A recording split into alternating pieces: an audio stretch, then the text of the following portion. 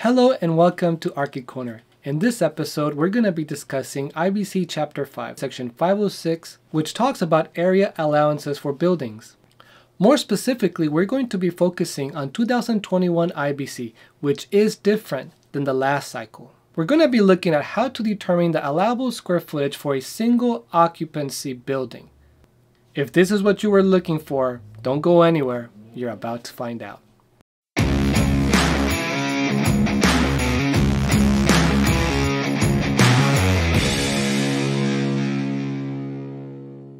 Hi there, my name is Josue Diaz. I am a licensed architect in the state of California. You've already heard the intro, so let's get right into it. Let's start from the beginning of Section 506, which is 506.1. Notice that per this section, the allowed building area is based on four things: type of construction, occupancy classification, whether there is an automatic sprinkler system provided, and amount of building frontage on public way or open space.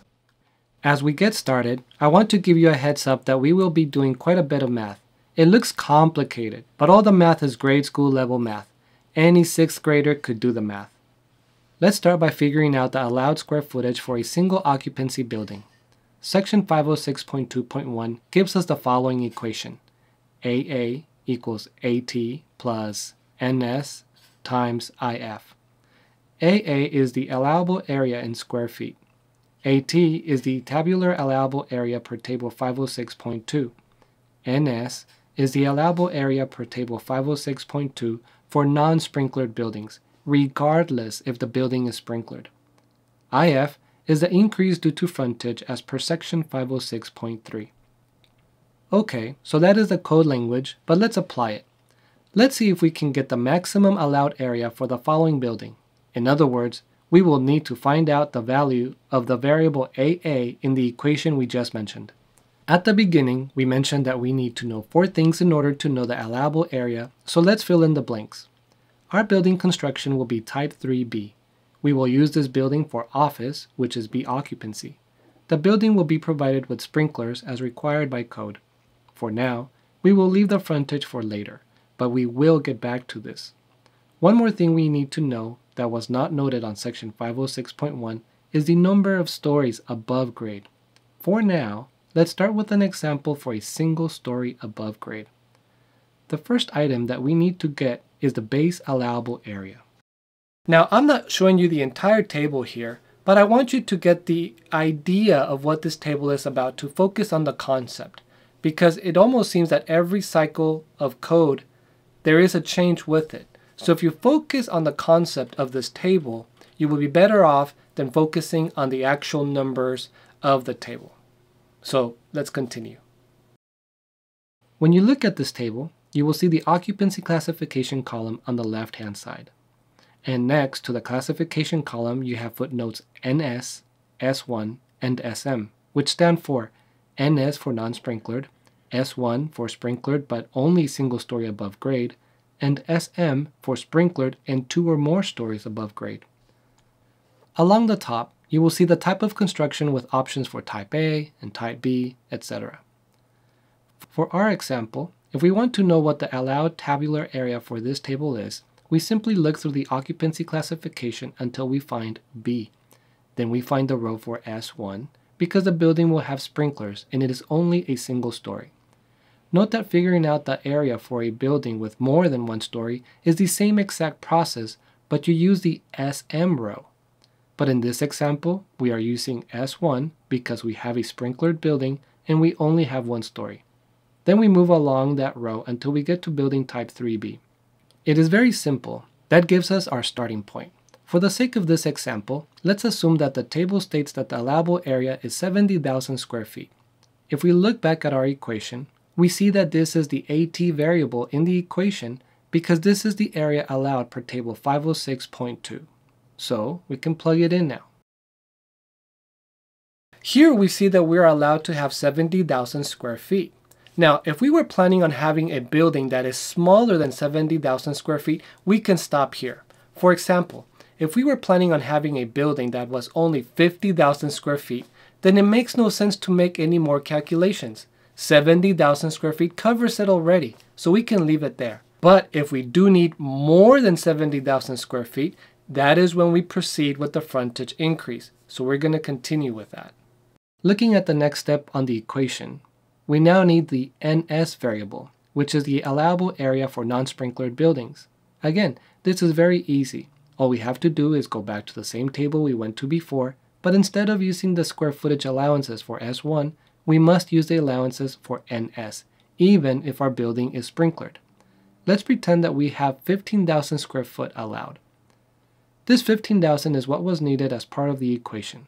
We will use the NS variable in our equation, so let's plug that in. Now we're going to talk about the IF variable. Now, I know it's going to seem complicated and this is going to take a few minutes to explain, but trust me, once you do it once, you can do it fairly quickly. This video is going to take a while to explain, but if you were to go back and do this all by yourself, it'll probably just take you a few minutes. So it's going to take a little bit to explain, but don't give up. Hang on in there, okay? If we go to 506.3.1, we find out very important things. First, in order to qualify for an increase based on frontage, our building must have no less than 25% of its perimeter on a public way or open space. Second, open space must be on the same lot or dedicated for public use. And third, it must be accessible from a street or approved fire lane. In order to explain this, we also need to read section 506.3.2. This section tells us that to qualify for an area factor increase based on frontage, the public way or open space adjacent to the building perimeter shall have a minimum distance of 20 feet measured at right angles from the building face to any of the following: the closest interior lot line, the entire width of a street, alley, or public way, or the exterior face of an adjacent building on the same property. Okay, so now let's start explaining this. In order to do so, let's look at an example and check off each one of these requirements. Here we have a building that has an irregular shape and the property line also has an irregular shape. Let's start with the requirements of section 506.3.1. The first requirement stated that in order to qualify for the increase, a minimum of 25% of the building perimeter had to be in a public way or open space. When we add up the entire perimeter of the building, we see that the perimeter of the building is a total of 382.5 feet long. Therefore, 25% of 382.5 feet equals 95.6 feet. Do we have at least 95.6 feet on a public way or open space? First, let's define public way. Public way is defined in Chapter 2 as a street, alley, or other parcel of land open to the outside air leading to a street that has been deeded, dedicated, or otherwise permanently appropriated to the public for public use, in which has a clear width and height of not less than 10 feet. In our example, we do have Occupancy Boulevard to the east, so that counts as public way because it is a street. How much of a perimeter is facing the street? 70 feet of our building faces Occupancy Boulevard. In addition to be considered open space, we also need to confirm that we have at least 20 feet distance measured at right angles from the building face. And since this is a street, we get to measure the entire width of the street. So let's get that dimension now. If we include the street, we have a dimension of 110 feet. Again, this seemed obvious, but now we can be certain that we meet the requirement to be considered open space.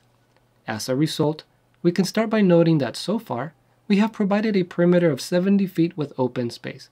But remember, we need at least 95.6 feet, so we must continue to check the perimeter and see if we have more perimeter that we can count towards this. On the north side, we have 25 feet of open space within our property.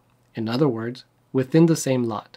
This complies with item number 2 of section 506.3.1, where this is actually a requirement. Also, we took the dimensions to the closest interior lot line, and it is greater than 20 feet, so we meet the requirements here too. Again, before we get too excited, you may recall that the open space must be accessible from a street or approved fire lane. Notice that the entire east side is bordered by Occupancy Boulevard, and therefore, if the fire department needed to access this open space and pull hoses across the open space to fight the fire, they could reasonably do so in this scenario. As a result, we can say that item number 3 is also reasonably achieved. Now, we can add up the perimeter associated with these two open spaces, As we do so, we get a perimeter adjacent to open space of 70 feet plus 100 feet, which equals 170 feet. Hooray! This meets the minimum requirements of 25%. But these are just minimums. We want to get as much open space as we can. But for now, let's pause for a second. So far, we have confirmed that all three items in section 506.3.1 are achieved, which means we can positively continue with an increase based on frontage. If we didn't meet this 25% minimum requirement, we would not be able to have an increase on frontage, and the variable if would simply equal 0. And if we were to plug in 0 into the equation, then AA would simply be 70,000 square feet, and we would be done. Sorry, no additional square footage can be added for frontage. But since we do meet the minimums, we can continue on and figure out what we can use for variable if. Now, trust me when I tell you that in 2021 IBC, the way you figure out the if variable is so much simpler. It used to take me so much time to calculate this variable in past code cycles, so this might seem long, but it's actually much faster in my opinion. I'm actually glad to have the code change in this cycle to make it a simple chart. So believe it or not, this is actually simple. Let's continue. Per section 506.3.3, the only thing we need to figure out is open space we have around the building and how much of it we have. Let's continue with our example to figure this one out. So far, we have, to the east, 70 feet of our perimeter with 110 feet of open space. To the north, 100 feet of our perimeter with 25 feet of open space. What about the west side? As you can see, the irregular shape of the property line tapers down at the southwest corner right here, and therefore, not the entire length of the west perimeter seems to be open space. Because we cannot count for anything under 20 feet, let's check to see at what point this part of the perimeter has an open space greater than 20 feet. Just as we've done so far, we must measure open space at right angles from the building face. One way to do this is to offset the north face 20 feet and check when we clear that. Here we can see that we meet the 20-foot mark at this point. Taking a measurement from this point to the southwest corner, we have 23 feet, and to the northwest corner, we have 77 feet. But the question here is, how much open space do we have on the 77-foot side? Unlike the north and east side, this property line is at an angle, and it is a consistent angle. So what do we do here? We must take the average open space. To take the average, we simply split the perimeter we know has open space into 2.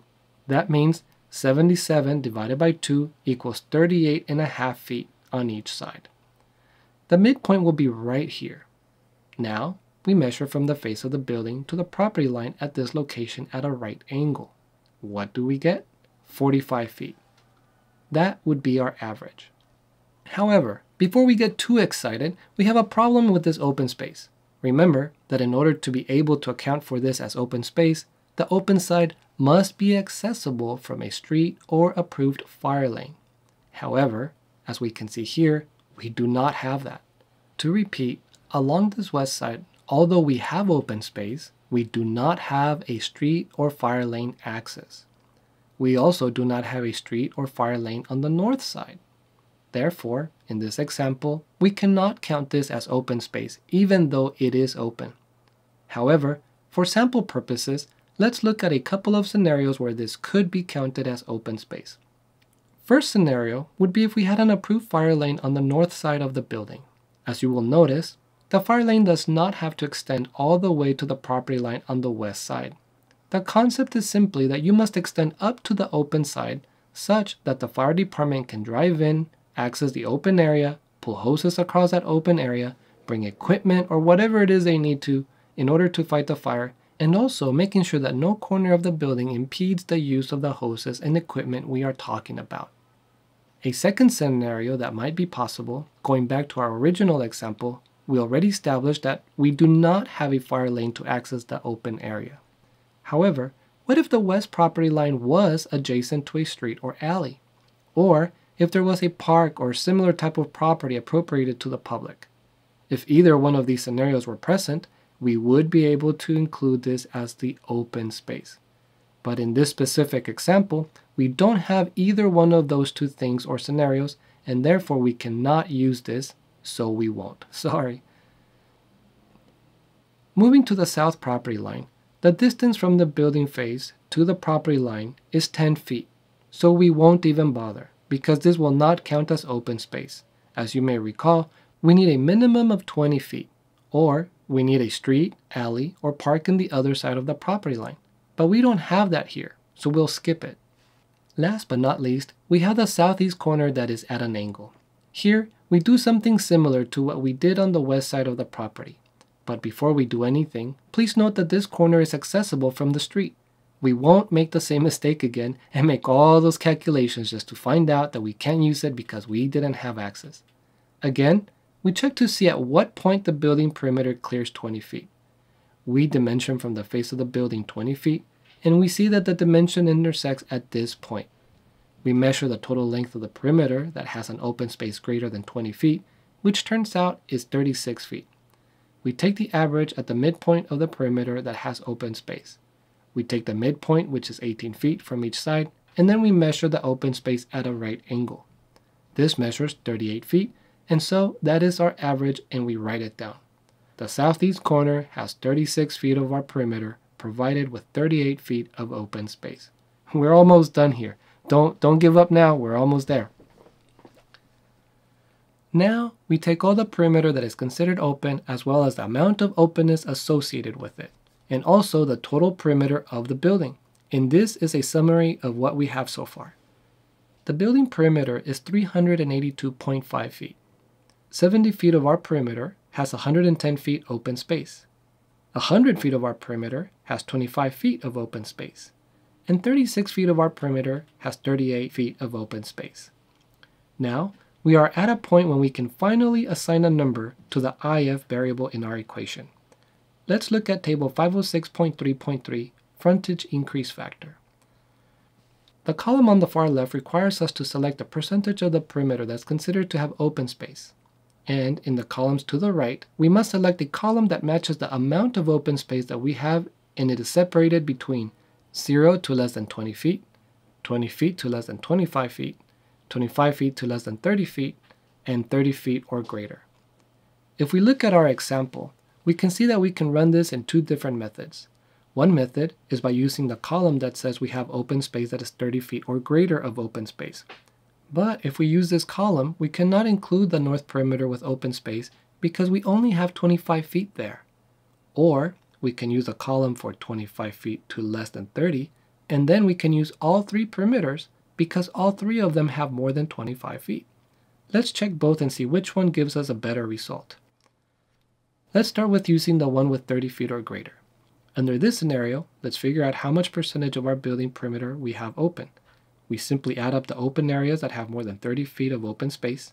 In this scenario, it is the east and also the southeast perimeters, so we add that up. 70 feet plus 36 feet, which equals a total of 106 feet. The percentage of frontage of this would be 106 divided by the total perimeter of the building, which is 382.5, which equals 0.28, which equals 28%. That means that we can use this row. With this scenario, the frontage increase factor is 0.25, which is what we can use as our IF variable. Now, a really quick note here is that the total perimeter that we're using here with open space of 106 feet still meets our minimum 25% requirement. So just FYI, we're still good there. Now, let's run the scenario for 25 feet or greater. That means that we can use all three perimeter sides, 70 feet plus 100 feet plus 36 feet, which equals 206 feet. The percentage of frontage of this would be 206 divided by 382.5 equals 0.53, which equals 53%. In this instance, we fall under a different row altogether. But since we can only account for 25 feet of open space, we must use this column. Even then, however, you can see that this allows us to use 0.42 as our IF factor, which will provide a better result. The bigger the IF, the better. Now we have all the necessary information we need to finish this equation. We already had the AT variable at 70,000 square feet. the NS variable we had at 15,000 square feet, and now we simply plug in the 0.42 for the IF variable. And now it's a simple math problem. 15,000 times 0.42 equals 6,300. And 70,000 plus 6,300 equals 76,300. And that is it. Our allowable area is 76,300 square feet. Yes, you got to the end. I hope that was easy to follow. I hope you liked the information you saw here, and now you know how to figure out the allowable area for a single occupancy building. If you have any questions, put your comments below. If you liked the video, don't forget to give it a thumbs up. And if you haven't already done so, don't forget to subscribe. If you know others that may like this video or the contents of my channel, please share it with them, and they too can come back and see this video and learn from it. Thank you again for watching. But for now, this is Archie Corner signing out.